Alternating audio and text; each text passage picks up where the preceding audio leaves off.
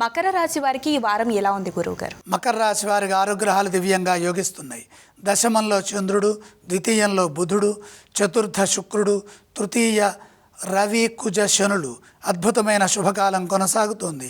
మొదలుపెట్టిన పనులు విజయాన్ని ఇస్తాయి. ప్రతి పనిలో మేలు జరుగుతుంది. ఉద్యోగంలో కలిసి వస్తుంది. ఉద్యోగంలో ఉన్నత స్థితి గోచరిస్తోంది. తోటివారి నుండి మేలు జరుగుతుంది. సహాయ సహకారాలు అందుతాయి. అధికార లాభం ఉంటుంది. ఉన్నత స్థితి గోచరిస్తోంది. అందుకు అవసరమైనటువంటి సాంకేతికంగా అభివృద్ధిని సొంతం చేసుకోండి. రాజయోగ సంబంధమైన ఫలితాలు సిద్ధిస్తాయి. సంతృప్తికరమైన గుర్తింపు ఉద్యోగంలో ఉంటుంది. శ్రమకి తగిన ప్రతిఫలం లభిస్తుంది. సాహసోపేతమైన ధర్మబద్ధమైన నిర్ణయాలు సమాజానికి ఎంతగానో మేలు చేస్తాయి. నిరంతర సాధన లక్ష్యాన్ని సిద్ధింపజేస్తుంది. ఇదే విధంగా వ్యాపారంలో కూడా కలిసి వస్తుంది. విశేషమైన ధనలాభాలు వ్యాపారంలో కలుగుతాయి. వ్యాపారంలో ప్రోత్సాహం పెరుగుతుంది.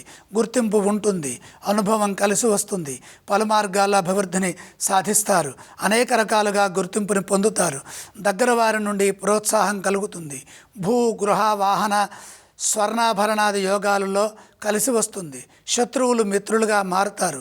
ఎదురు చూస్తున్న పనుల్లో పురోగతి ఉంటుంది. ఈ రాశి వారు ఏ స్తోత్రం పఠిస్తే బాగుంటుందంటారు? మకర రాశి వారు మహాలక్ష్మి మంత్రాన్ని స్మరించడం ఉత్తమం. ఈ రాశి వారు ఏ ఆలయాన్ని సందర్శించాలి? ఇంట్లో లేదా దేవాలయంలో లక్ష్మీ దర్శనం తప్పనిసరిగా చేయండి. ఏవేవి దానం చేస్తే బాగుంటుంది గురువుగారు? దానాలు అవసరం లేదు.